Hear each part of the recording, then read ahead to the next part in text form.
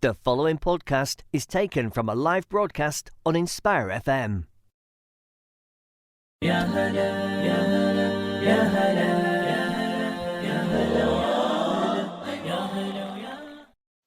Assalamu alaikum and welcome to Sister Speak. You're here with me, Fareen, and we also have in the studio Alia. And just please note this is a pre-record, so you won't be able to contact us live, but you can message us on Instagram at Sisters Speak and Inspire FM on Facebook and Twitter.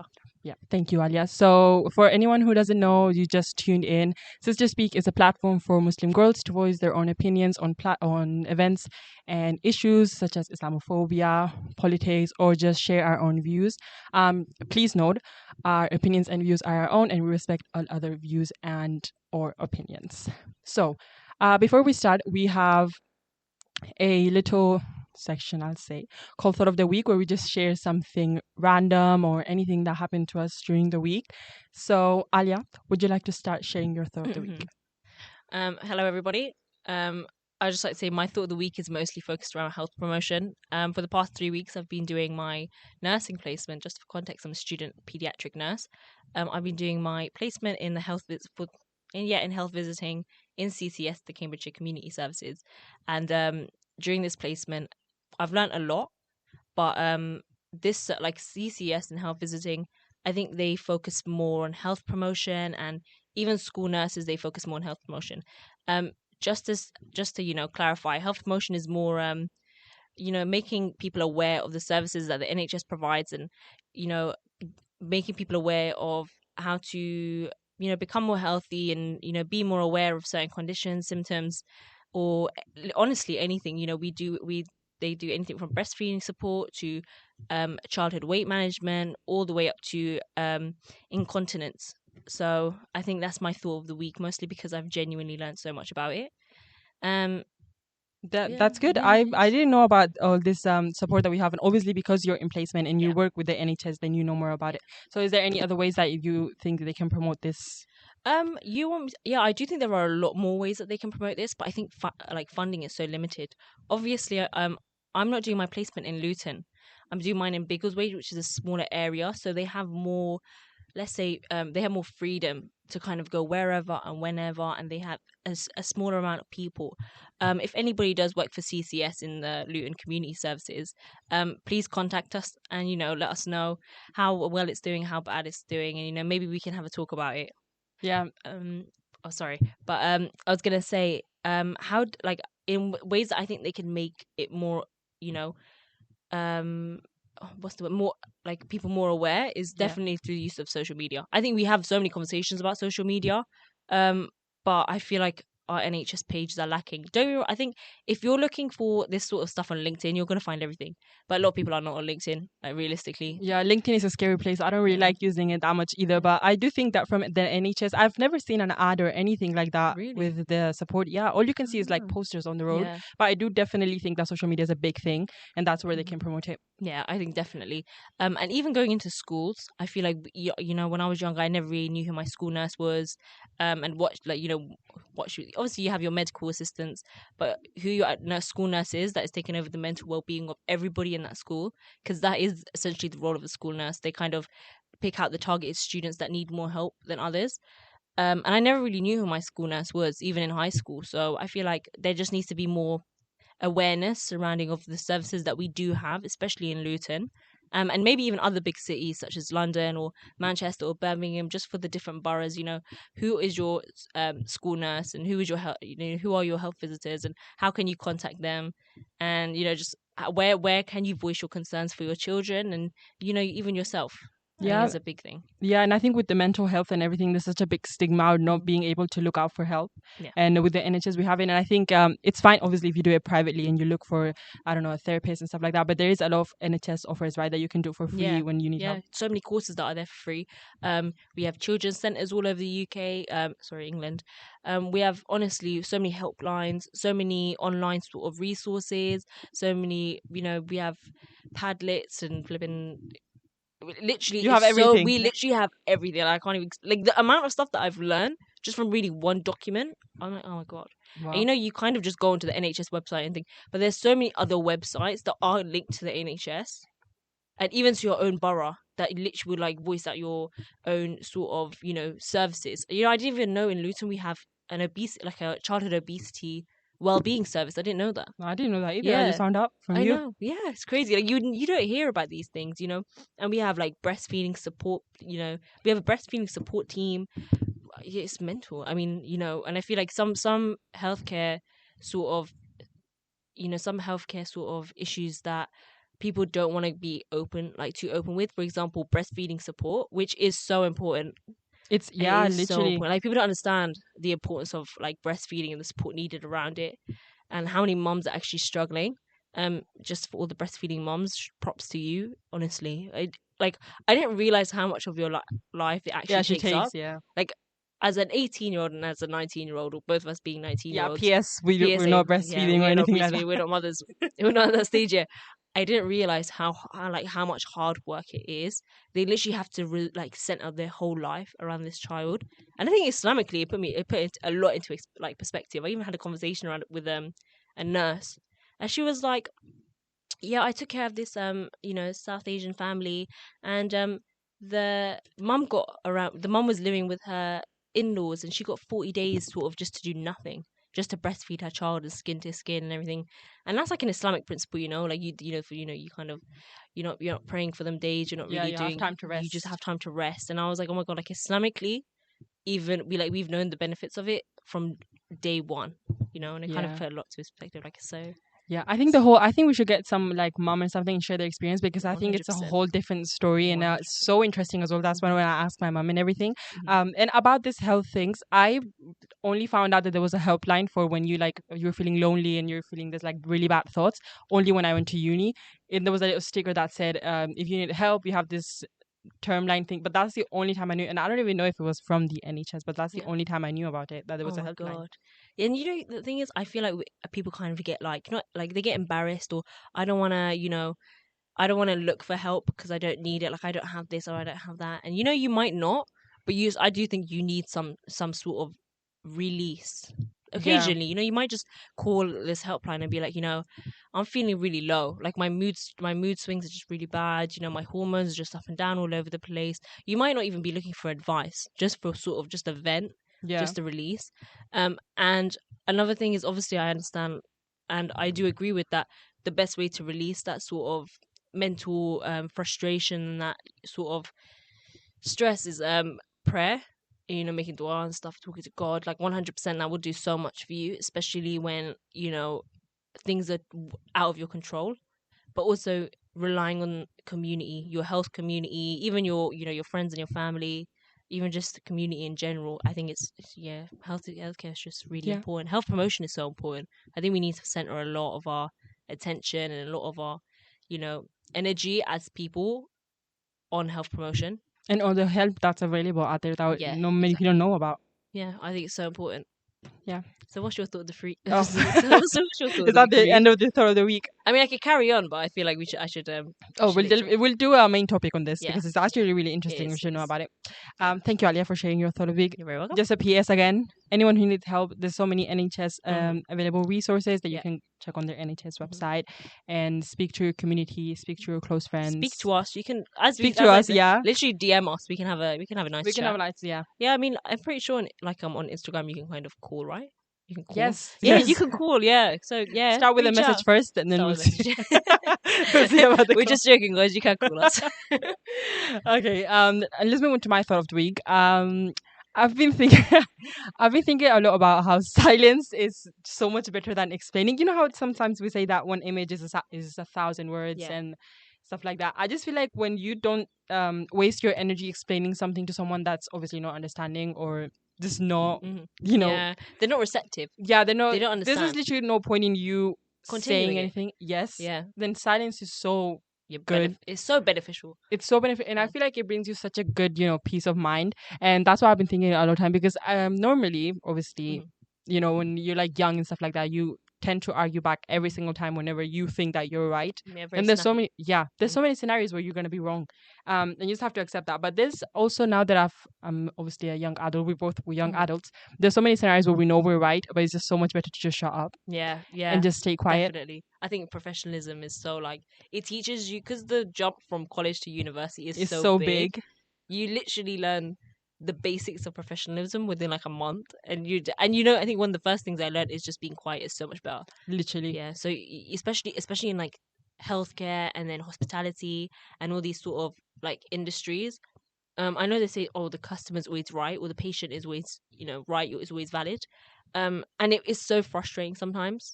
You know what I mean? Yeah. Like the customer is only right, but in your head, you're like, no, they're not.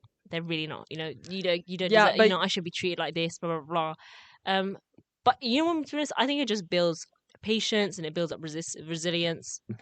I feel like it builds up personality, to be honest. Oh, It makes 100%. you such a like kind of mature mindset. And talking about the jump from college to university, I feel like in college we're still like kind of high school kids. Yeah. So we will argue back and we will have this like drama and this petty fights here and there. But then university comes and you're like, oh my god, life is so Different. It's just so it's different. so different. I think that's why people say like they struggle so much with becoming an adult, and I think it's because the change is it's just so drastic. Like for me, I definitely experienced it as soon as I hit my first placement. I was like, oh my god, I'm in a real job, and Yeah. it sounds so silly, But but I was a like, real oh my, feeling. yeah, like I'm in charge of people's lives now. Yeah, Like yeah, that's the crazy. reality of that hitting is so like it's mental. You have so much responsibility on you now, and not to put anyone off. I'll be honest. Growing up is so great. It's like a really lovely process. It's just a nice process. You feel yourself getting older, and I think it's something that you should embrace rather than sort of be scared of. But at the same time, I think it's just for me personally. I feel like change isn't something easy. I feel like I like to stay where I am, sort of be comfortable.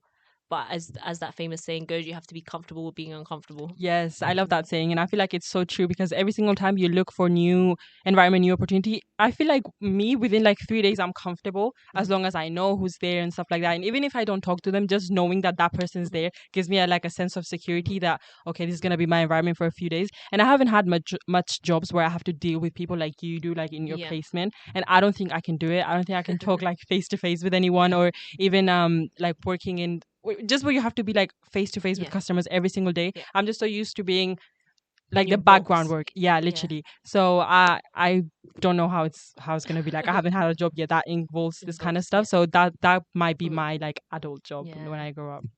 I'm gonna say inshallah you do get to experience a job like that quite soon because it's really fun. You learn a lot about people, you learn a lot about yourself. But yeah, I feel like in terms of how the drastic change from college to university, in that whole sort of tiny little 1 year, that little tiny segment, you do realize that silence is definitely your biggest asset. It's so like important to know when to be quiet, and then when you learn how to be silent in terms of at work, you learn how to be silent within your family, and then you learn how to be silent within friendships. I think being silent in all three is very, very crucial just for like your life, just Yeah. for the rest of your life. Is so important to kind of know when to stop arguments and stop like stop talking. Yeah. Honestly, Just stop talking. honestly, it's so I feel like important. no, literally, I agree so much with you, and I feel like when your input isn't needed, there's no point. Yeah, There's literally no point. And sometimes, obviously, we're not perfect, right? So sometimes you say your input. Let's say you're in like a work setting, and then I regret it so much. Sometimes I'm like, why did I ever say anything? I should have just Yeah. stayed quiet. And Yeah. it's a real thing that it Mhm. happens to all of us. So then from that you learn, and then you start staying quiet in this kind of environments. But yeah, that's what you want to say. I think the only sorry, it just clicked in my brain. I think No the worries. only time that I would say not to be silent is when you see something happening in front of you that shouldn't be happening. Yes. Obviously, speak up then. But I think in terms of petty little arguments, petty little situations. For example, you're working in retail, and someone's not doing their job properly. Someone's not doing their section properly, and you're both just retail workers. There's really no need for you to kind of go up to them and be like, oh, like, can you crack on with your work? Even if you're saying it in a nice way. Like, I understand the Like frustration. you don't own the brand. Yeah, you don't. It's not. You're not the manager. It's not your responsibility. It's not your role. You upset people like that. Even in hospitality, if there's two waitresses, and one waitress is doing a really good job. She's really on the ball. She's quick on her feet. And then there's one and she's not really feeling herself that day.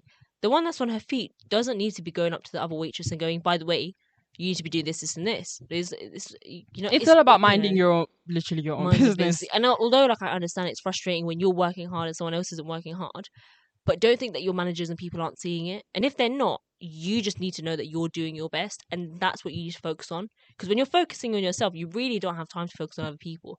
When you're focusing on other people, you're not focusing on yourself, and that's what essentially you need to do. Is keep quiet and focus on yourself. Work for yourself. Yeah, and the more you work on yourself, the more barakat is going to be in your life. There is. You're doing your job, you're getting your halal money. That's all you have to do. Then they're going to have to answer to God by themselves. We're going to have to answer to God by ourselves. So yeah, I think that's the end of our thought of the week. Do you want to add anything else? Work hard. Honestly, you always say this randomly to sentences whenever I tell you. It's so funny. Work hard. Okay, then after the thought of the week, we have a hot topic. So today is the 20th of July. I don't know when this might come out, but today is 20th of July.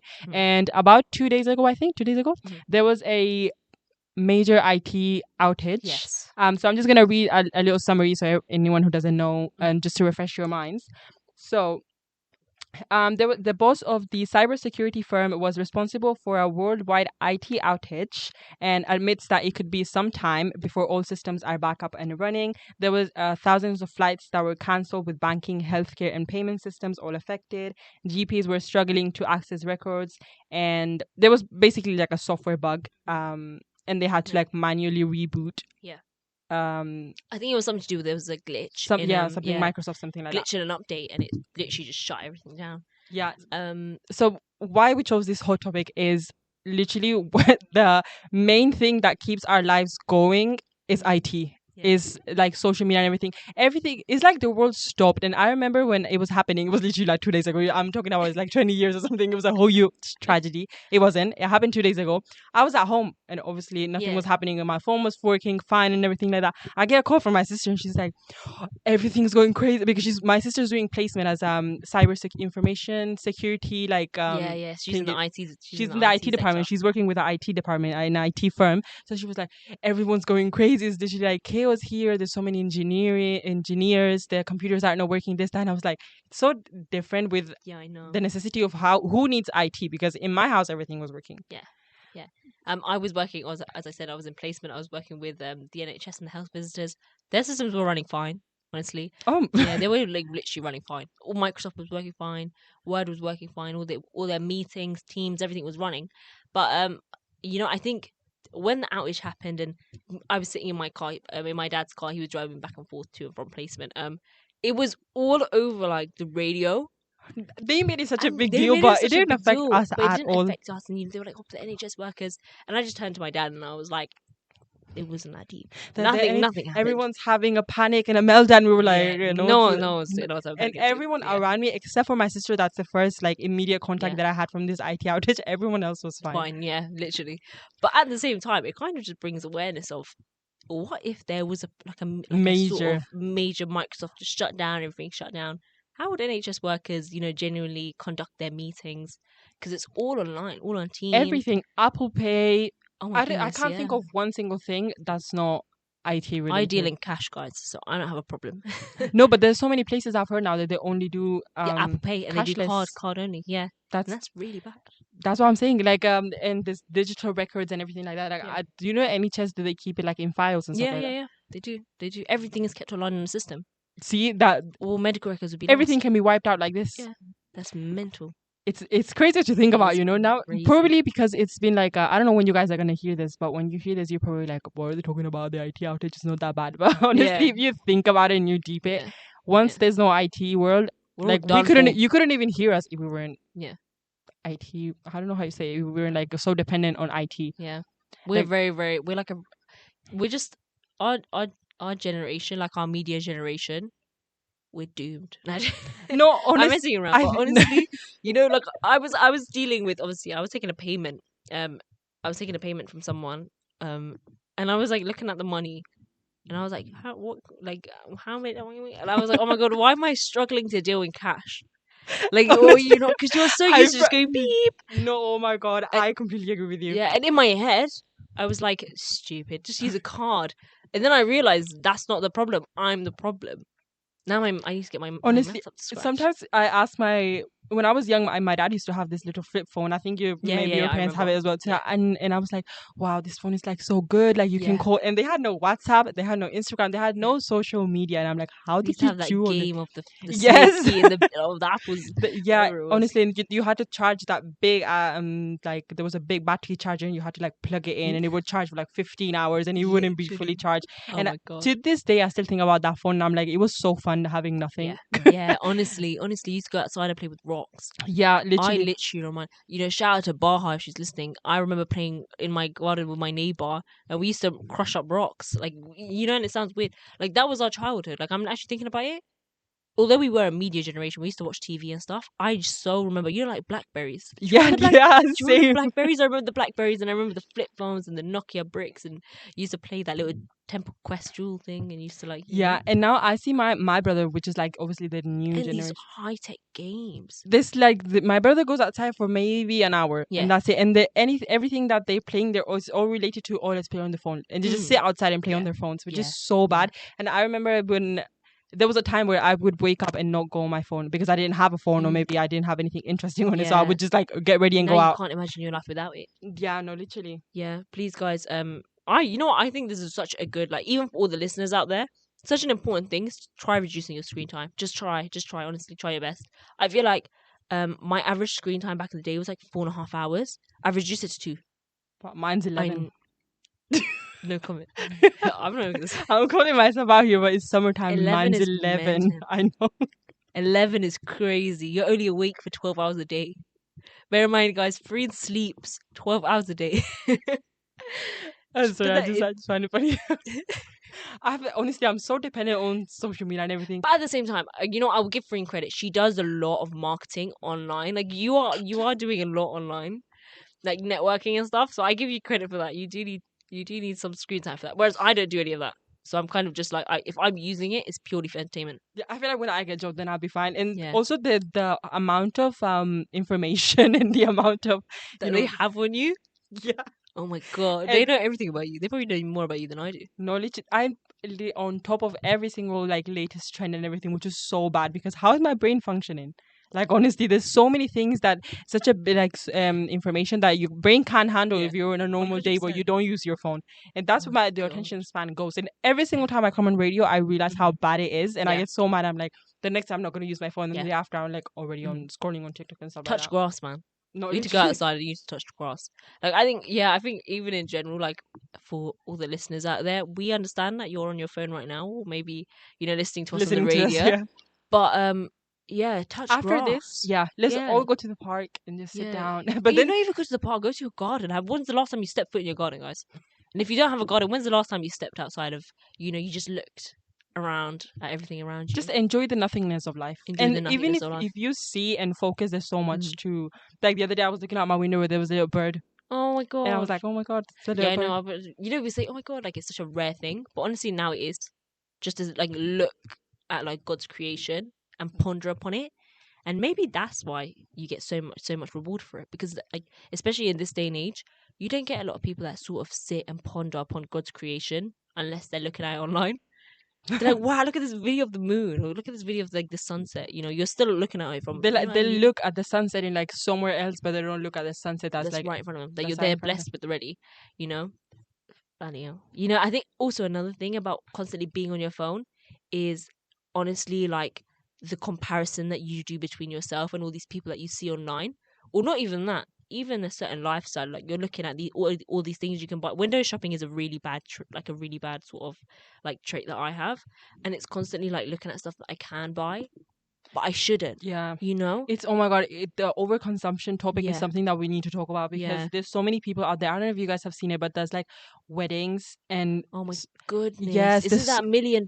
Yes, like there's so many things that it's not necessary. Like there's so much money that you can eradicate poverty in India. Exactly. You can donate it to so many things that are happening around the world, and it's only like 0.5% of the I don't know what you call it, like their net worth, and Yeah. that's what they're using, and it's still so much money that Yeah. they have, and there's so many things that you can do with it. And even us, even if we don't have like we're not millionaires and stuff like that, we also have money. but we also have a problem with overconsumption, and Yeah. we always look around like, oh, if this person has this, I don't know, beauty skincare thing, now we Yeah. need it as well, but we don't. Yeah. When we were younger, what did we use? I didn't even Exactly. have a face wash. All I Yeah, used to do was wash my honestly. face with water. Water moisturizer. Yeah, Yeah. that's literally it. And my skin was at its peak. And You know now, what I mean? and now I see all these trends and everything, and I order them because Yeah. I was like, oh, maybe it make It's my gonna- skin better. But I yeah. go back to the same basic thing Yeah. every single time. We have a problem with overconsumption And of. it's really bad. It is really And bad. I think, you know, when people are going to listen to this, a lot of people are going to think, oh, yeah, we're just targeting the younger generation. It's not just the younger generation. We're talking about the older generation too. Don't think we're going to forget you. No, we're not leaving you out of this, because even with the older generation, they're still sort of focused on getting a nicer car, like a nicer house, or, you know, maybe we can invest in this and invest in that. And I think a big thing to remember is that death is always at your doorstep, even especially at the age of 45, 50. Like, come on, you guys have got like, you don't get me wrong, alhamdulillah, you guys have lived a long life, but, you know, kind of think about settling down into, you know, your religious beliefs and focusing on that.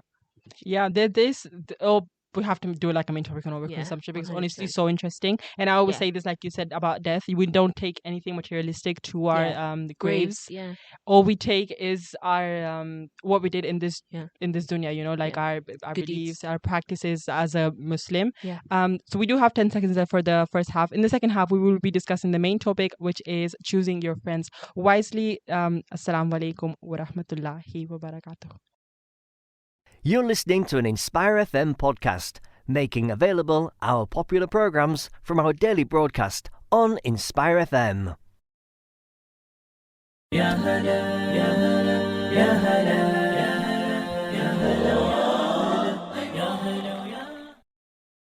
Assalamu alaikum. You are listening to Sister Speak. We are on our second half. I'm here. It's me, Farheen, and I'm here joined with Alia. Oh, sorry, you. No, it's okay. You can introduce me. No, it's okay. You I'm can fine. say your name. Okay, well, my name is Alia, and I'm here with Kareem. Yes, Alia's here with me. We were just discussing in the first half our thoughts for the week, where we shared some insightful stuff about the NHS, and then about staying silent, and, you know, just random thoughts that we had.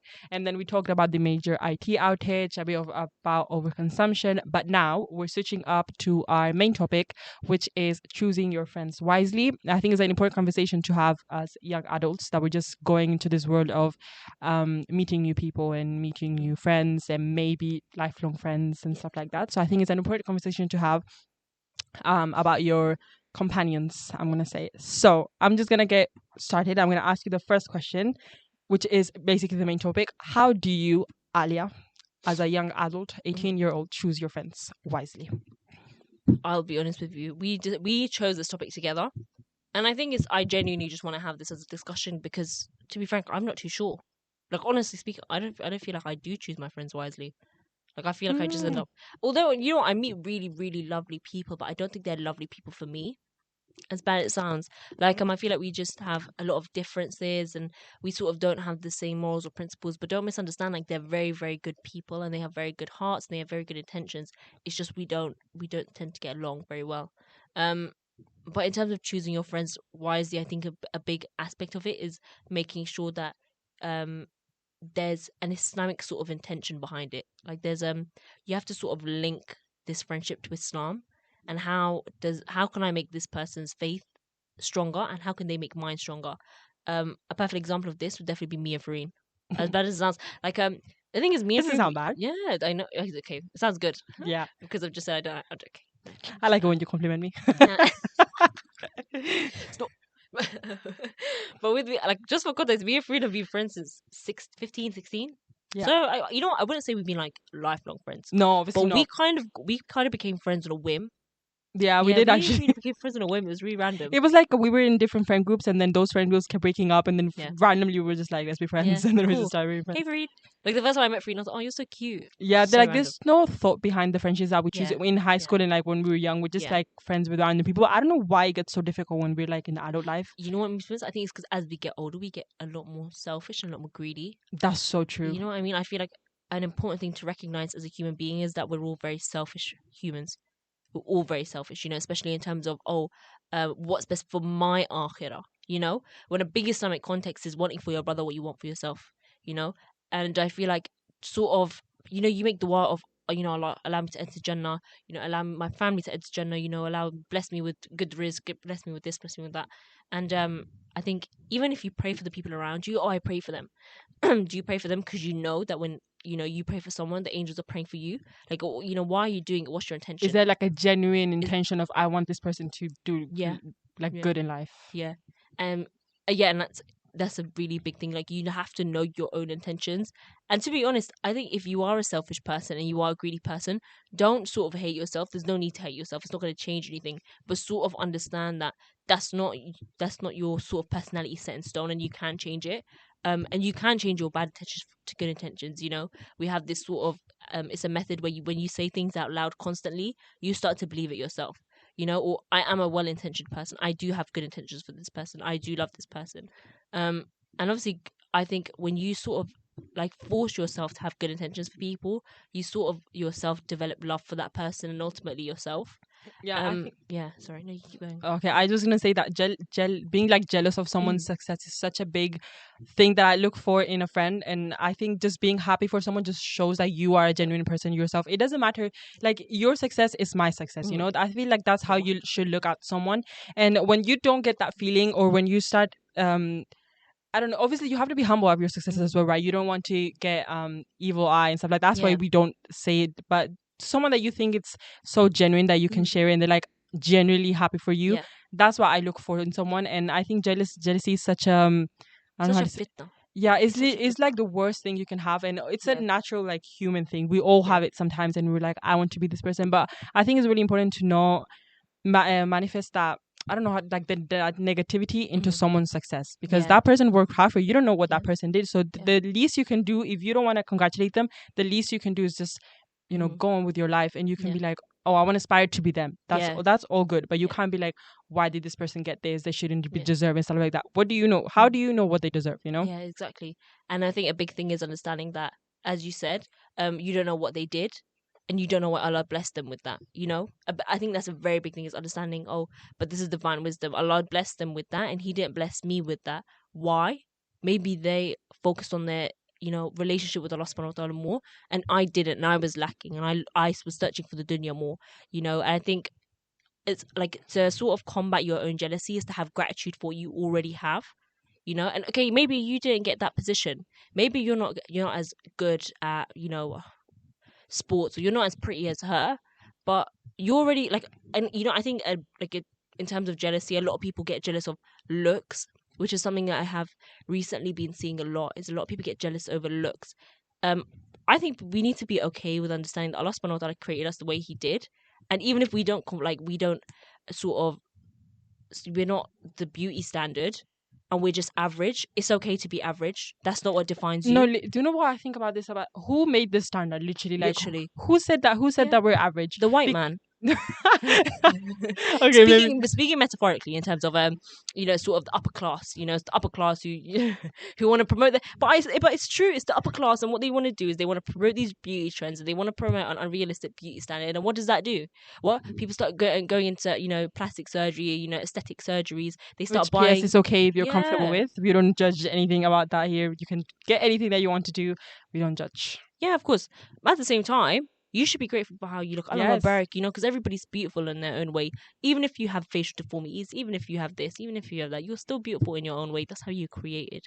Yeah, and I think beauty is such is it subjective? Yeah, it's so subjective.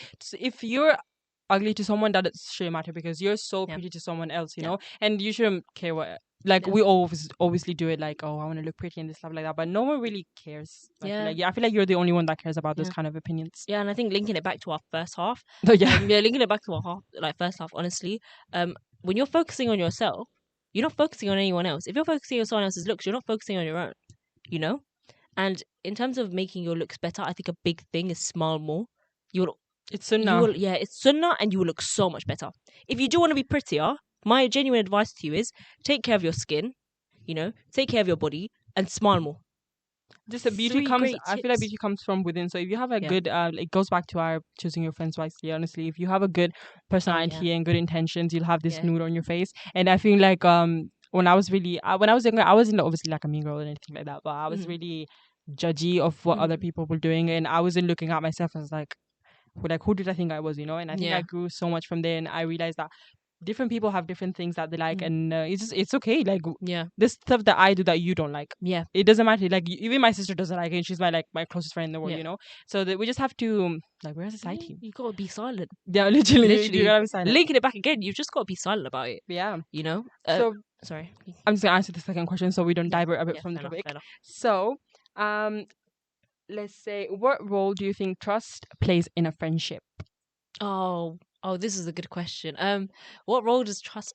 I don't know if I don't know. You know, I've never got obviously this friendships where you get so close that it's like this unspoken trust. Yeah, you know, like you just unspoken loyalty. Yeah, it's like just security in that person. Yeah, and you don't have to have conversations like with us.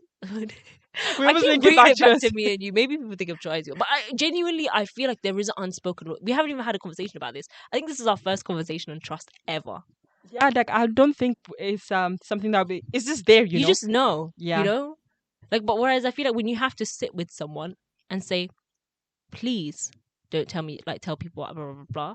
And you know, I think, and this is gonna sound bad, I think we've all been guilty of breaking someone's trust or doing something that upset someone or broke their trust or, you know, genuinely just upset them. And I think an important like sort of thing to realize when you're in that situation and when you know you are in the wrong is one, take up accountability for your situation. Don't try to justify it and say, but this person did this and this person. No, you have to take accountability for what you did because you broke the amana. You broke the trust. You weren't loyal, or you weren't this and you weren't that. And I think it's just taking accountability and bettering yourself. Make sure you apologize. Don't be too stuck up there. You think, don't be stuck up that you think you shouldn't apologize. And also, a big way that trust is broken is backbiting and gossip. You know, like people will say, oh yeah, but I know that you said this about me because this so and so said you said this. And that breaks trust completely. And I think this is another reason as to why it's so important to stay away from backbiting and gossip. And maybe that's the way that you should choose your friends. Do they backbite a lot? Do they gossip a lot?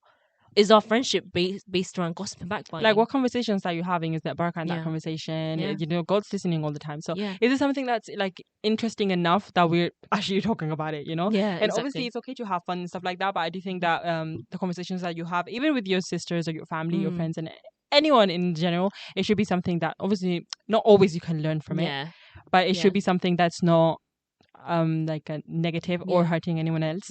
Anything else you want to add? I agree with that completely, even with your friends and family, and should have like a malicious sort of intent when talking to people. It shouldn't have like a malicious sort of background to it. It shouldn't be anything that would potentially hurt you or anyone else around you. Also, I think trying to remove yourself from that or kind of shut your mind to it, because a lot of times it is hard to remove yourself from that situation. And I think it's so important to kind of just shut your mind to it and remind yourself in that moment, this is wrong, this is wrong, this is wrong. Even doing that, I feel like, is a form of like resilience for yourself. Yeah, completely agree. I just want to go back to the first question of of how you choose your friends more wisely. I was just thinking about basically people who don't know, I grew up in Spain.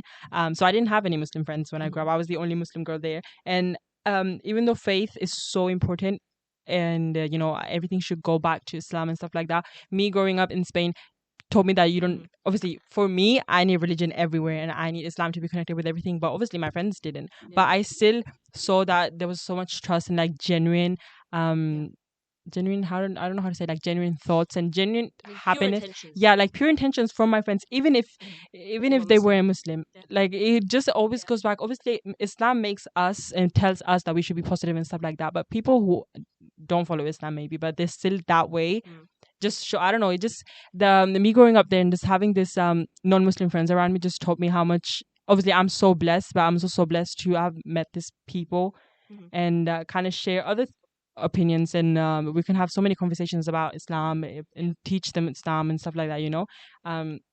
So even though there's a lot of Baraka in friendships as well, like you said, and you can always link it back to faith, I think just meeting other people and other people's backgrounds and religious beliefs and cultural beliefs is also so important. And it's something that I've been doing since I was basically like Yeah. I don't know 5 because I was the only I was the only Indian in my school. I was the only not the only Muslim, but I was the only Indian. But in my friendship group, I was the only Muslim one, and I had such a nice time. I've never felt discriminated by any of my friends, and they always treated me as they should. Like obviously, they always treated me as an equal person, and there was a genuine friendship, and there still is. There was a genuine friendship. It doesn't matter what you're wearing, what you believe. You have to pray. Okay, you can go pray and stuff like that. Like there was never that negativity or anything like that. Yeah, I would just like to add into that and say, even if you do have a friend and you're both Muslims, there is always that element of you might not be able to trust this person might not have genuine intentions for you. I think just because someone portrays themselves as religious doesn't necessarily mean they're religious. I think an important way to sort of assess this as a young Muslim woman, for me would be I'm not sure if you've heard it. It's sort of like a person from how they treat the waiter, from how they treat the Yes, waiter. yes, I yes, think yes, Muhammad yes. Ali said it, I've but heard it. from I've heard it. how they treat the waiter. And I think it's so important to observe when people are talking to people that are below them in status, or even like showing little signs of arrogance. It's so important to click onto them. And don't get me wrong, everyone has their flaws. Everyone has their flaws, and it's so important. And it's so important to sort of acknowledge that. But in certain situations where you might have upset them or they might have upset you, how they respond to you and how they treat you in that situation um is so important. And they might be a Muslim, but they might be so sort of discriminative, and they might be so, I don't want to communicate about this, I'm sick of this, I'm done with you. This is not how a friendship should be, in my opinion. A lot of communication should be held.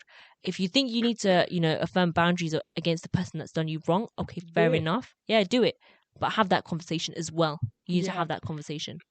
I think using Islam as a way to Cut people off. and show arrogance and stuff like that, like it's something that Islam definitely doesn't teach us. And it doesn't matter. I feel like arrogance is such a big like conversation for me, because I'm so like interested in it. I love speaking about it, because even if the waiter, it does, I don't know how I'm so like passionate about this, but I don't want to go too much into it. But even if we're not getting, like, let's say it's you and me, yeah, and we're not getting the same salary, you're still a human being, Yeah, 100%. we have the same heart. That was not the same heart, but we have the same everything. everything. We have the same everything. We're literally both made out of mud and clay. Relax. That's what I'm saying. Like, it doesn't matter like how many cars you have and stuff like that, and you should always be humble. And I feel like us coming from like immigrant parents, we realize how much value family and community actually holds. I think even in our culture in general, even as like in our culture in general, like, and you'll see a lot of people notice it, is that we're very, very integrated into each other's lives, whereas a lot of cultures aren't like that.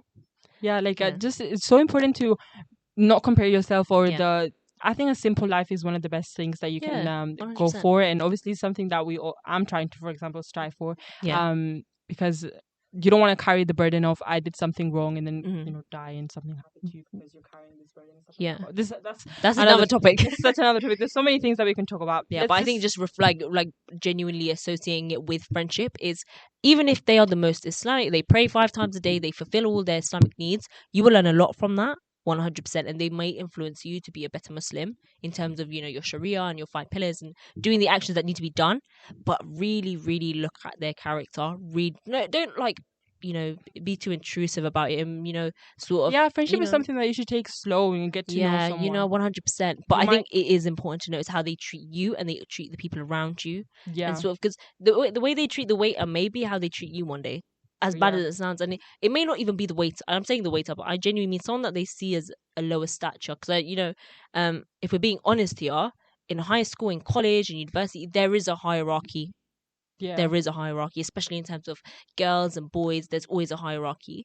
So treating, seeing how they treat people, that are lower than them in that sort of social hierarchy, or above them in that social hierarchy. Are they too nice? Are they overly nice to people that are above them? Are they overly, mean, or are they arrogant with the people below them? You have to be sort of on top of this. Yeah, I completely agree with you. And I think arrogance is something, when I choose my friends, arrogance is the first thing I see, like you as well. Like, I always see how they're treating other people. It's just so true because anyone can switch up anytime and they can treat you like garbage one day.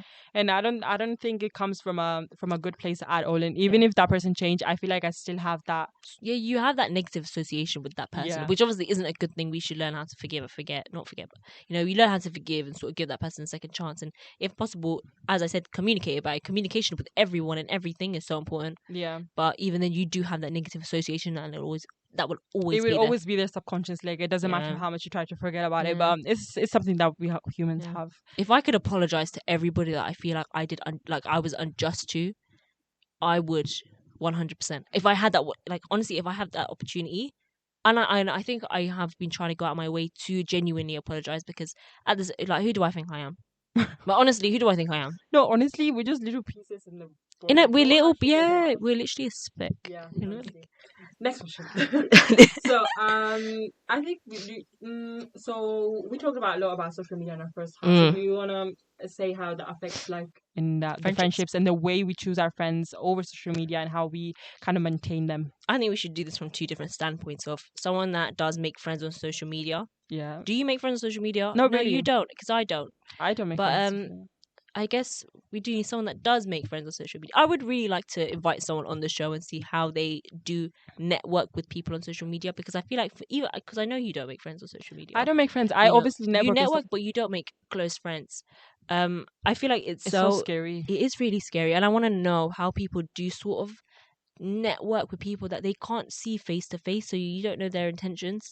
It's oh my god, I don't know how people, like, it's my inner sure, like, deepest darkest fear somewhere. No, it's like my friend in your inner circle that you I want to know every single person who's following me, like, I want to know them personally, and this person is this, then okay. But it's not something that I'm going to follow now. I'm going to tell you, like, my biggest everything that's going on. And you have to be really, really careful. There's so many, like, stories that we've seen of people, being I don't know how to say, like, manipulated and stuff like that. Like, you have to be so careful on social media. And I always tell this to my brother when he's playing like Roblox and stuff like that, where you can speak with, like, people. Obviously your brother there's so many things that can happen, and there's so many, like, evil people out there, and you have to be so 100%. so careful. And I remember when I was in high school and I was in Spain, we used to go on this little app and just talk with random people. And then I told my mom, and she was like, don't do this. Yeah, what are you doing? And then I got so scared because then I saw something that they were gonna get your addresses and stuff like that. I was like, you have to be so careful on how you. That's why social media, I wouldn't recommend it, because I haven't done it, but I don't want to make a friendship off of social media. But how does that include in, like, friendships that you already have? I don't communicate with a lot of my friends on social media. I really don't. I think a lot of the friends that I have, I make time with them or for them. We do kind of meet up I think you're my only exception. As bad as this sounds, me and Freen, we don't see each other often, whereas me and my other friends do see each other quite often. We'll make that effort to sort of to link up and everything. I'm messing around, but we do sort of have that sort of where we link up all the time. And if there is no effort there, the friendship will continue. I will always be that person's friend, but I will not communicate with them. I will not communicate with them on a sort of as frequently, because I'm not on social media, and I'm not on my, as I said, I'm reducing my screen time. I'm not on my phone that much. I would much prefer them to call me, and we'll have it on, like, over the call, like, over the phone conversation, rather than them text me on WhatsApp or messages and sort of text away. That's not really my thing. I don't enjoy it. But so for me, social media isn't a thing that I sort of make friends on, or that I sustain friendships. It would be so interesting to, like, get our moms or something to see how they view this kind of thing, because my mom doesn't use social media to communicate with her friends at all. Does your mom know? No. Like, we don't do. I don't know why we rely so much on it. I saying it from my point of view, I rely so much on it. I want to know what is going on in every my friend's life, and I want to reply to their stories and see stuff like that. But my mom doesn't know what's going on with her, like, bestest friend, because they don't have social media. And what's actually so funny is they don't know what's going on, and they just mind their own business, and they're doing their own thing within their households. And I feel like that's such a healthy relationship. And then I feel like with this, like, one random day, they'll call after, like, 6 months and be like, so what's up with you? And then they just, like, talk for 3 hours and just, like, debrief, because they're all busy with our lives. And even us, we're not mothers or anything like that. We don't have that much going on, but we're still busy. And we make time whenever we want to. But I think it would be really interesting to get, like, someone older and see how they view friendships, especially online. I mean, how would you conclude this topic? How would you conclude this topic, especially with making friends?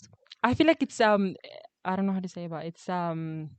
It's a very big sort of conversation. It's a big conversation, and it depends on you, on what are you looking for in a friend, and how are you as a friend first, and then what are you looking in other people. And it depends on the way your personality is, obviously, and who's you're gonna click with, what you're looking for in a friendship, how you're gonna maintain that friendship. It just depends on you. So it's so important. So me personally, for example, like you said, I look for like arrogance, and you try to make time and stuff like that. But when you actually, I feel like that making time and making effort for the friendship is such a big conversation that we don't need to have. I feel like you're gonna make the fact that you are trying to make the effort, for me, is that's enough. You know, like you don't have to be like 24/7 like oh my god, for me, like this that, like I don't need that. 100%. Like for me, just knowing that you're there gives me that sense of security and that sense of like we're friends, but we don't have to be like there. You know? I think over socializing with your friends as well can lead to so many it can lead to arguments, it can lead to this, it can lead to that, because difference of opinions and so forth, you're constantly like, you can argue about it, but like genuinely I feel like over socialization, like, you know, over socializing, messaging every day, every couple of hours, can be quite detrimental for to maintaining a good friendship. And it's completely fine if your way of that, this is, by the way, this is the way that we view our friendship, so we don't want people texting us, but like, for example, my sister, she's always texting her friends, so it depends on how you maintain your friendship, and who you are, who your friends are, and how quickly you get overstimulated with and your social battery and stuff like that. For us, it's completely like, I can't be talking with someone on like the phone for like 4 hours. I get that. I think a big thing as well, in terms of like concluding the whole topic of how to choose your friends wisely, I think it's very, very subjective. It's very, very subjective, but be sort of wise about it. And do take Islamic principles into account in terms of like the be silent, don't argue. If a friend of yours is trying to argue, keep that in the back of your mind. Don't argue back. Don't kind of shut it out. Acknowledge the disrespect, and kind of, you know, process it. Do take time to process disrespect. Don't start shouting and screaming. You know, there's a house built in Jannah for those that don't continue an argument. But if you are being disrespected, definitely speak up, but don't disrespect them back. I think that's 100%. I said take time to process it. Another thing, just another quick thing is, if you feel like you are struggling to make friends, just drop us a message. Yeah, honestly, I feel like I'm so open to making new friends, 100%, and definitely just talking to people. What about you? I completely agree. I love low maintenance friendships because I have so many. I feel like all of my friends are low maintenance, and literally your only friend. You're my only friend. You're the only low maintenance one, and I love having that. You know, like being friends with someone should not be a part-time job. Like you should not be like a 9 to 5 clocking in and doing good morning stuff like that. Like, it's nice, but people have their own lives and they have their own stuff going on. Like, this is not necessary, you know. As we said, these are all our own views. Yeah, these are all obviously. Everything's I don't know how to say it, but everything depends on who you view as a friendship. But low maintenance friendships, and even if someone that's like low maintenance and high maintenance, you should be able to like respect that balance. Because opposites do attract. I do agree with that. Yeah. So we only have about 9 seconds left. So if you have any thoughts, just drop us a message on Sister Speak on Instagram. Assalamu alaikum wa rahmatullahi wa barakatuh. Thank you for listening to our podcast. We stream our daily broadcast on inspirefm.org. You'll find all our daily updates on our social media at Inspire FM Luton.